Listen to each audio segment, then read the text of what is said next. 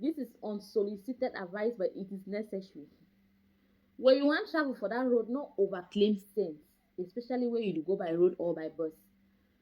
The so Nigerian immigration officers are always on the road and they are always asking Cameroonians for settlement. If you're trying to be wise, you might end up spending a lot of money. So how do you travel from Cameroon to Nigeria to submit your document at the VFX office for a Danish visa in Nigeria? Hi guys, this is Educate in the Village Girl, and this is also popular demand. Almost all my videos these days are popular demand. Now this is popular demand from Cameroonians who are applying for visa, for a Danish visa, and they have to travel to Cameroon, from Cameroon to Nigeria to apply for their visa. So I'm assuming that if you're watching this video, you have already submitted your application for a Danish visa or a residence permit online, and you are supposed to travel to Nigeria to go and submit your documents, either at the VFX office in Lagos or Abuja in Nigeria. Now, the first question that I always get is if it is necessary for you to travel with your passport or to travel with your ID card when you're going to Nigeria. Now, there are two things involved. If you are traveling by road, you're taking the Manfe road or maybe Edinau, Limbe or which road, it means you'll be needing your ID card. And if you're going by plane or by air, you will need your passport. Now, for me, I traveled with my ID card. I traveled by road from Boya to Lagos. I went to VFX Lagos. So I used my ID card. Now, when I reached at Ekok, the border between Cameroon and Nigeria, I used my ID card, not my passport. Even though I have my passport on me, photocopies of all the other documents and my passport, I use my ID card to cross the border. So this is what you do when you get to the border. You will pay 2,000 francs. That was then, last year, 2023, yes.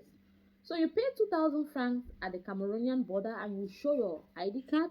And when you also reach at the Nigerian border, you also pay 2,000 francs. So that's a total of 4,000 francs. Now, while you're moving, you're showing your Cameroonian ID card and not your passport. So if you're traveling by road, your passport. Now, this is unsolicited advice, but it is necessary.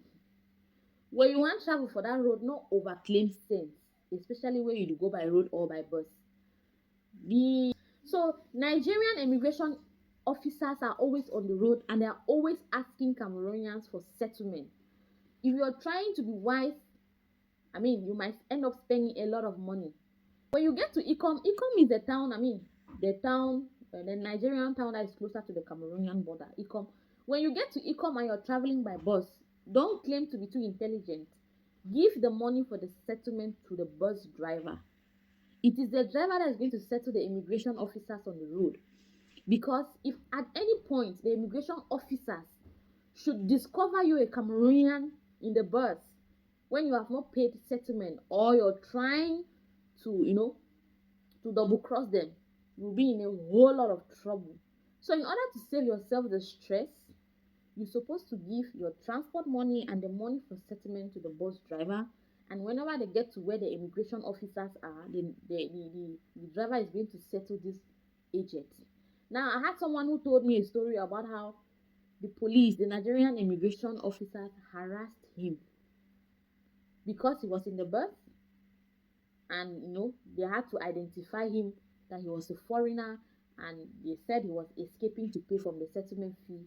And that guy told me that they had to strip him of all the money he had because according to them, he was trying to dodge their immigration office. So it is very important that you give the money to the driver so that when he gets there, and then he's going to pay settlement fee. Now, I don't know why we have to pay settlement when we have shown our ID cards, our pay the immigration fee at the border before entering Nigeria. It is just the way it is. Now, for you who is coming to Nigeria with your Cameroonian passport, or you're coming to Nigeria by air, you must be asking yourself that what do you do after you submit your passport to the immigration office or to the VFX office? How then do you go back to Cameroon if you're supposed to leave your passport with the VFX office, so that after the visa decision they can stamp it or they can either deny the visa. So one of my friends traveled by air, and this is what he told me, that when he got to Nigeria and finally submitted his document and his passport to the VFX office, he then went to the Cameroonian consulate in Lagos, or maybe the Cameroonian embassy in Abuja, in order to ask for a laissez-passer. Cameroonians will understand when I say laissez-passer. Yeah, it's like another form of identification.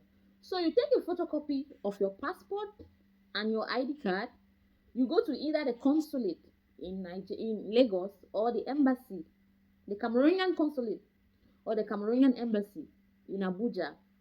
So you go there and then you go and apply for a laissez-passer. I'm not sure of how much he told me that you're supposed to pay, but you're obviously supposed to pay some money in order for this embassy or the consulate to stamp your passport.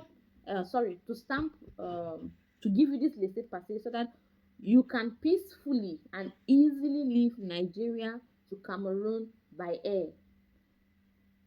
If you're using your ID card, you don't have any problem, because you just need to photocopy it and then combine with the documents that you're submitting at the VFS office. And when you're coming back from Nigeria to Cameroon, you reach at the border again, you still pay 2,000 francs at the Cameroonian border and 2,000 francs at the Nigerian border. Yeah, I think that's it. Overall, if you go to Nigeria, you have to be really vigilant, because I went to Lagos, and Lagos is like Douala. Your senses have to be working all the time. Like, you know, I got so scared when I reached Ojo Elegba, and I mean, I met so many guys under the bridge, and they were trying to pull my back, and I'm lucky that I had people who helped me out and all of that. But when you go to Nigeria, you really have to be extremely careful. It's not easy out there.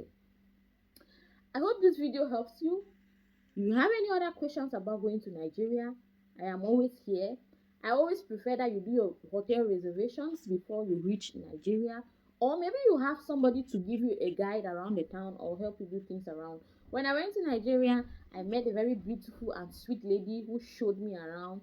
Shout out to Mommy Mary and her family. They were really nice to me, and I'm hoping that someday you're going to watch this video or we are going to reunite. Yeah, so I hope this video helps you in a way. Ciao, ciao. Keep following Educate Inc.